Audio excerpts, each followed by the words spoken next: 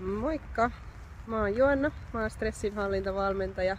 Tällä kanavalla saat helppoja, nopeita vinkkejä, miten voit rauhoittaa sun kehoa nopeasti stressitilassa tai muutenkin siellä työpäivän aikana. Ja olisikin hyvä, että teet niitä työpäivän aikana, että se ylikierrostila ei pääse nousemaan liian korkeaksi. Puhuin viime viikolla niistä aistien käytöstä ja että ottaisit ne tuntoaistin sieltä käyttöön. Ja tänään, tällä viikolla, voisit ottaa vielä kuulo- ja näköaistin käyttöön. Eli pyrin menee joka päivä edes hetkeksi ulos, mieluiten luontoon, ja ihan vaan kuuntele, mitä siellä ympärillä tapahtuu. Hyvä, jos on vaikka hiljaisuutta, sekin on tosi hienoa, mutta jos ei ole hiljaisuutta, kuuluuko tuuli, kuuluuko lintujen laulua, mitä muuta sieltä kuuluu. Opettele kuuntelemaan sitä sun ympäristöä. Ja ota myös tuntoaisti käyttöön.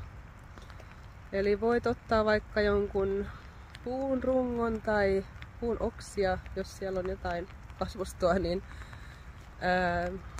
koskettele sitä ja tunnustele, että onko se pehmeätä vai kovaa, miltä se tuntuu sun sormia vasten, sun ihoa vasten. Ja pysähdy siihen hetkeen, että sä oikein tunnustelet, miltä sun kehossa tuntuu, kun sä kosket sitä. Miltä sun kehossa tuntuu, kun sä kuuntelet sun ympäristöä. Ja muista myös katsoa, mitä siellä ympäristössä on. Voit vaikka luetella ääneen tai hiljaa mielessä, mitä sä näet siellä. Sekin rauhoittaa sitä sun kehoa.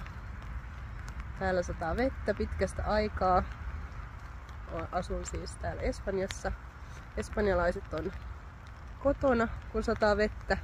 Meillä on koirien kanssa täällä ihan vapaat maastot, saavat juosta vapaana, kun ei näy edes koira-ulkoiluttajia tänään. Niin minä ainakin olen rentoutunut hyvin täällä ulkona. On raikas ilma ja rauhallista. Ei tarvi vahtia. Tuleeko muita koiria?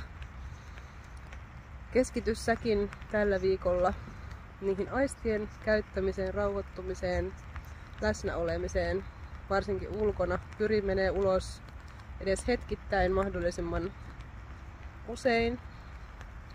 Alkaa tulee vettä naamaan. Ja saat laittaa taas kommenttia. Toivottavasti rauhoittaa harjoitukset. Kuuntele kehoa tosiaan, mitä siellä tapahtuu. Tuleeko niitä syviä huokauksia? Vai mitä? Mullakin alkaa. Kun vaan puhun niistä syvistä huokauksista, niin alkaa keho rentoutumaan. Oikein ihanaa viikkoa sulle. Päivää, iloista viikkoa, rauhallista oloa. Nähdään taas ensi viikolla. Moikka!